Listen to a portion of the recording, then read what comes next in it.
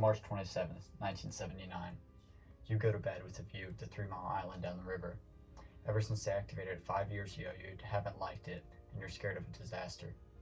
You are a little on edge because, ironically, you just saw a newly released movie called The China Syndrome about a reporter that finds numerous safety hazards at a nuclear power plant. A new reactor was riddled with delays and was powered on 4 months ago, which reminds you of the movie. You finally fall asleep, and when you wake up at 8 a.m., you find the town in panic. People are freaking out, and the police are issuing a state of emergency. Just so happens that your greatest fears have come true, and radioactive gas was expelled from the reactor and into your hometown.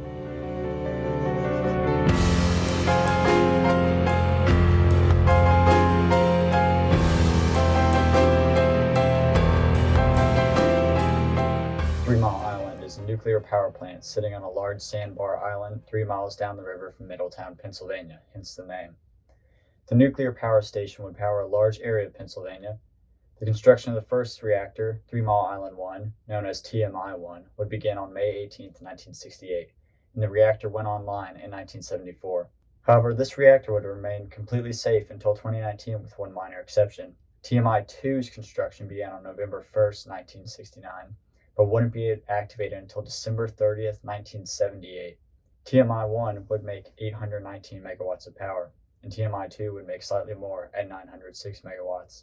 Together, they made 1,700 megawatts, which was enough to power 300,000 homes. The reactors were expected to cost about $2 billion each, adjusted for inflation, but TMI-2 would run well over $3 billion.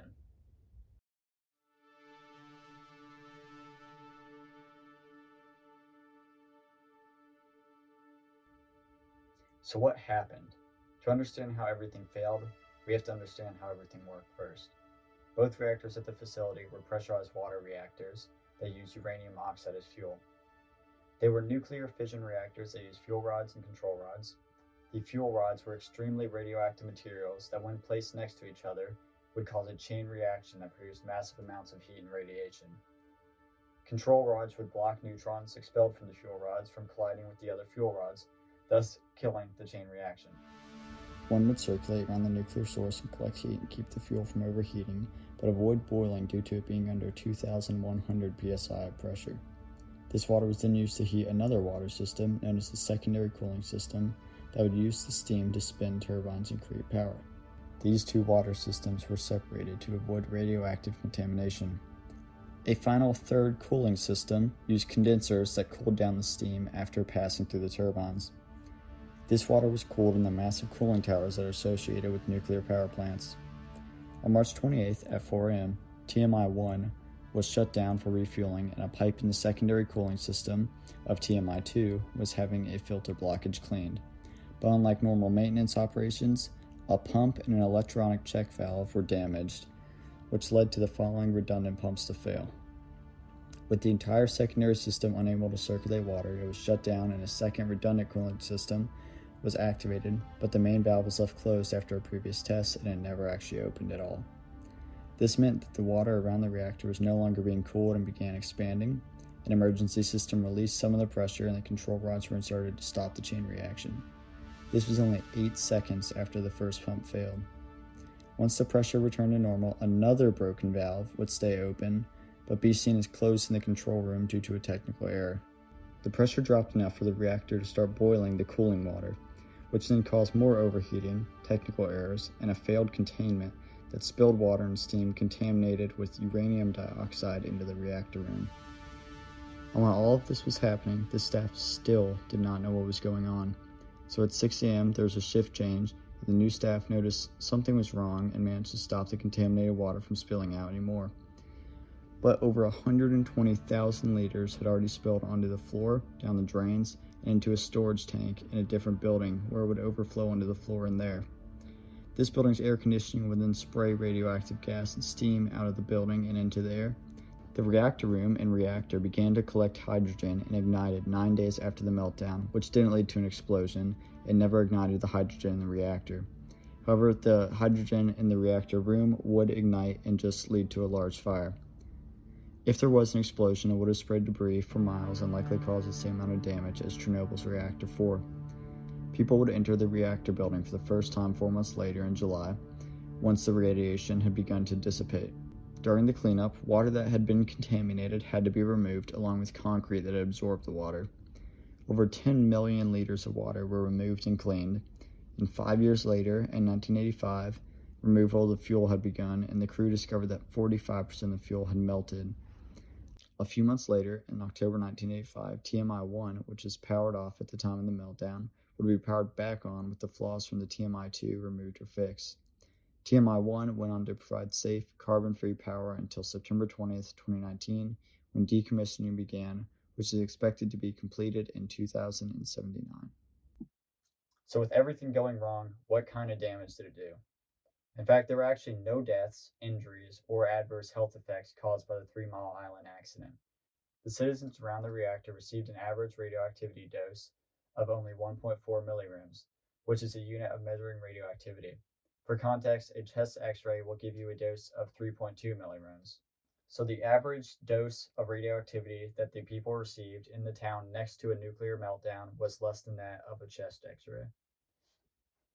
There were no injuries to humans, but the rapid growth of nuclear power would be halted, and this would become the first nail in the coffin that was sealed shut by the Chernobyl disaster. People saw the disasters that nuclear power could create, and they wanted no part of it. But the truth is, nearly every nuclear disaster and incident to date was caused by human error or could have been easily prevented with proper precautions, maintenance, and training. 3 Mile Island shares the title of a nuclear meltdown with Chernobyl and Fukushima, and so it shares the terrible reputation despite causing no damage to human life. In fact, this meltdown is often used as an example of why nuclear energy isn't safe by many groups against it, despite even with every possible thing failing, the worst thing that happened was that it was expensive to clean up. 3 Mile Island has left a bad taste of nuclear energy in the mouth of Americans, and most people don't consider it an option for clean energy. So let's see how it compares to others. With nuclear energy's reputation of being unsafe, you have to wonder how many people were killed in the 56 total nuclear reactor incidents in the US since they were first developed. Worldwide, nuclear remains the safest major form of energy, tied with solar. This is followed by natural gas and hydroelectric, with coal in the last place. 13 people have been killed in nuclear accidents in the US, only one of which received a deadly dose of radiation. The rest were from electrocution, an experimental steam explosion, and a single person was crushed by a fuel container that fell off a truck. In fact, each year in Kentucky alone, more people are killed by small low-head dams than were ever killed by nuclear accidents in the US. Although nuclear is very expensive to start, when compared to other forms of power, it is extremely efficient when it comes to size. I'm outside of one of the 2 LG&E KU solar farms in Kentucky, and it makes 2 megawatts of electricity at peak power on a 35-acre property. That is an average of 0.057 megawatts per acre. That may sound like a lot, but it's not. Hydroelectricity on average creates almost 4 megawatts per acre used, and 3 Mile Island made almost exactly 8 megawatts per acre. That is 140 times the electricity created per acre than local solar and double that of hydro. In the end, the 3 Mile Island incident was a perfectly preventable disaster that actually wasn't a disaster. It caused no damage to human life and very little to the environment. The only thing it did was ruin the reputation and chance of widespread nuclear energy in the US, despite the very same power plant running another reactor safely for 55 years with almost no problems. 3 Mile Island's reactors perfectly demonstrate how important proper maintenance and staff training is, while also showing how proper precautions can make nuclear energy perfectly safe despite popular belief.